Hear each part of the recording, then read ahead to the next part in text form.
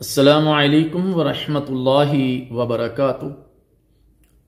الحمدللہ وکفا والصلاة والسلام علی عبادہ الذین اصطفیٰ، اما بعد۔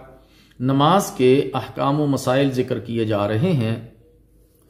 پچھلے درس میں ہم نے رفع الیدین پر تسلسل کہ مسلسل پیارے نبی صلی اللہ علیہ وسلم سے لے کر آج ہم تک یہ سلسلہ رفع الیدین کا پہنچا ہے، اس کو ذکر کیا تھا۔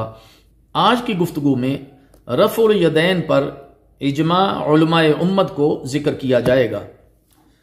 اس کے علاوہ جو ہم نے پہلے ذکر کیا، ہر دور میں علماء کرام کی کثیر تعداد نے رفع الیدین کی روایات کو بیان کیا ہے اور اس پر عمل کیا۔ صحابہ اکرام رضی اللہ تعالی عنہ اجمعین کے بعد اب ہم تابعین عظام اور ان کے بعد محدثین اور فقہاء رحمہ اللہ تعالی کا ذکر کرتے ہیں تاکہ یہ ثابت ہو جائے کہ رفع الیدین والی عظیم سنت نسل در نسل اور ہر دور میں اس پر عمل ہوتا رہا اور یہ پیاری سنت عملی تسلسل سے ہم تک پہنچی ہے۔ تابعین عظام کے اسماء گرامی ہم آپ کو گنوا دیتے ہیں جن سے یہ پیاری سنت ثابت ہے۔ نمبر 1، حسن بصری رحمہ اللہ تعالی، عطاء رحمہ اللہ تعالی، طاؤس رحمہ اللہ تعالی، مجاہد رحمہ اللہ تعالی، نافع، سالم، سعید بن جبیر رحمہ اللہ تعالی، سنن ترمذی کتاب الصلاۃ۔ اسی طرح محمد بن سیرین، ابو قلابہ، نعمان بن ابی عیاش، عمر بن عبد العزیز، قاسم بن محمد، عطاء بن ابی رباح، حسن بن مسلم، عبداللہ بن دینار، ابن ابی نجیح، قیس بن سعد رحمہ اللہ تعالی، یہ تمام کے تمام رفع الیدین کیا کرتے تھے جز رفع الیدین للامام بخاری۔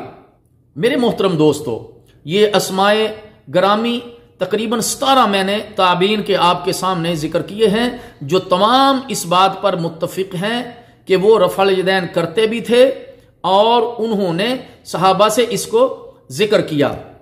اسی طرح ائمہ اکرام اور فقہاء عظام کے اسماء گرامی ہم آپ کے سامنے ذکر کیے دیتے ہیں۔ امام مالک رحمہ اللہ تعالی، امام معمر، امام اوزاعی، امام ابن عیینہ، امام عبداللہ بن مبارک، امام شافعی، امام احمد، امام اسحاق بن راہوے رحمہ اللہ تعالی اجمعین، یہ تمام کے تمام ائمہ کرام فقہاء عظام یہ تمام رفع الیدین کیا کرتے تھے۔ سنن ترمذی کتاب الصلاۃ، باب رفع الیدین عند الرکوع 256۔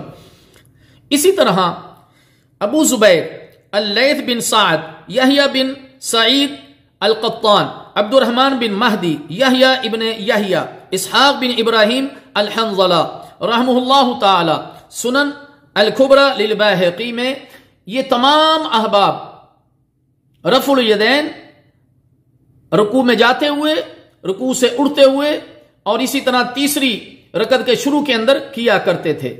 اسی طرح امام بخاری، امام بیہقی اور علامہ تقی الدین رحمہ اللہ تعالی نے تابعین سے اپنے دور تک کے ان تمام 55 کبائر علماء اکرام کے نام گنوائے ہیں جن سے باقاعدہ طور پر رفع الیدین کرنا ثابت ہے جز رفع الیدین للامام بخاری، اور اسی طرح امام بیہقی رحمہ اللہ تعالی نے بھی ذکر کیا۔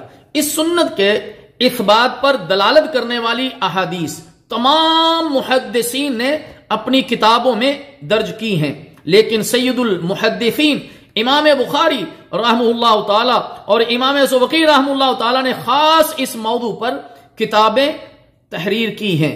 اللہ تعالی جل شانہ سے دعا ہے کہ اللہ تعالی ہمیں اس گفتگو کو سمجھنے اور اس پیاری سنت پر عمل کرنے کی توفیق عطا فرمائے۔ والسلام علیکم ورحمۃ اللہ وبرکاتہ۔